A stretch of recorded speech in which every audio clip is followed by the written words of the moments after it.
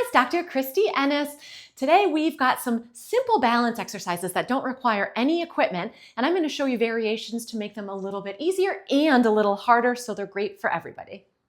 First one is just called a narrow base of support. So if it's easy to stand with your feet nice and wide, that's pretty normal. So we want to challenge that a little bit by bringing those feet as close together as you comfortably can without, of course, falling over. That's key when we're working on balance. So if you can stand with those feet all the way together and maybe you just have a little bit of a sway, that's totally perfect.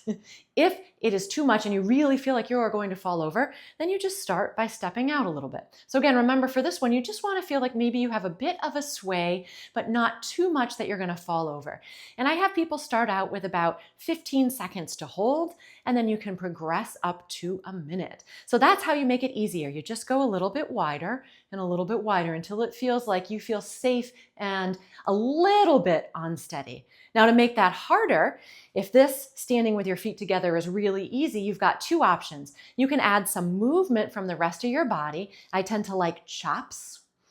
So now we're actually working the abs too, woohoo, right? This makes it harder for your body to stay in one position when you add that motion in around it.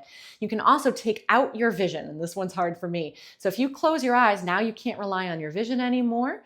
And you may go, woo, again, making sure you're safe and steady. But those are two easy ways to help make that a little bit more challenging. All right, next one, we're going to do one foot in front of the other. So we're narrowing that base of support again in a little bit of a different way. So goal would be heel to toe with weight shifted evenly on both feet. A lot of times I'll see people lean all the way back and that's cheating a little bit. So this is woo, right? This definitely can be a little bit wobbly. So if you need to make this a little bit easier, same concept as that first one, you just move that foot out to the side a little bit. So now my heel and my toe are not lined directly up, but my weight is still shifted evenly. So again, you might feel a little wobbly. You can even bring your arms out to the side. That actually helps balance a little bit. Finding a spot directly in front of you that's not moving helps as well.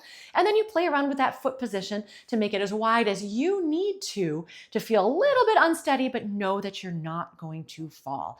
And again, to make this a little bit harder, we're going to add some different movement. So instead of a chop, for this one, I really like the rotation. And you'll find sometimes that your body just wants to go right with that rotation. So you have to work really hard to keep everything in the center. You can use that head to go along with you too, because sometimes that affects our balance as well, that inner ear system, right? Our vestibular system. And so this helps to work with that a little bit. You can try closing your eyes if you want. This is really hard to do, so I'd actually make sure you have somebody next to you. At least I find. You can see how wobbly I am here. I'm gonna open my eyes. Same time frame again, and make sure that you do both feet, so the other one needs to go in front as well, equal time on both sides. One other way to make that kind of narrow inline stance even harder, believe it or not, is actually on the ground. Trust me on this one. So goal would be, can you get your knee and your heel to be lined up without tilting over all the way to the side? You're actually having to use more muscles in the core to help stabilize you here. So if you found that one to be easy, get down on the ground and try this, and the same principles apply. If you can't go toe directly in front of that knee, move it out a little bit so that you're steady and safe, but it still feels like you got to challenge yourself. Last one is standing on one leg. So kind of that in between would be, woo, look, ma, no hands, right? Standing just on that one leg. Again, starting out with about that 15 seconds, building up to that minute. You can even do this while brushing your teeth. Any of these you can, doing dishes. But you want to make sure that you have a little tiny bend in your knee. It's not locked straight. If you find that this is too much to start with, a little bit easier would be taking that opposite foot and wrapping it behind the leg.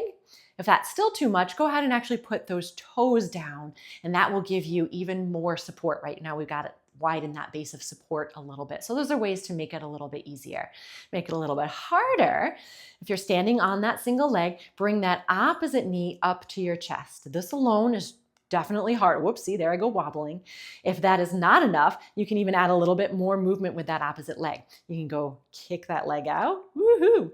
You can keep that knee bent. You can swing it out to the side without letting that whole body swing out to the side.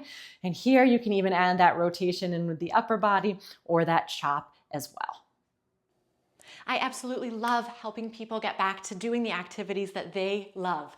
So if you have questions or need some extra guidance and know that someone's got your back, check out my membership options where I can communicate with you through text, email, and even one-on-one in Zoom.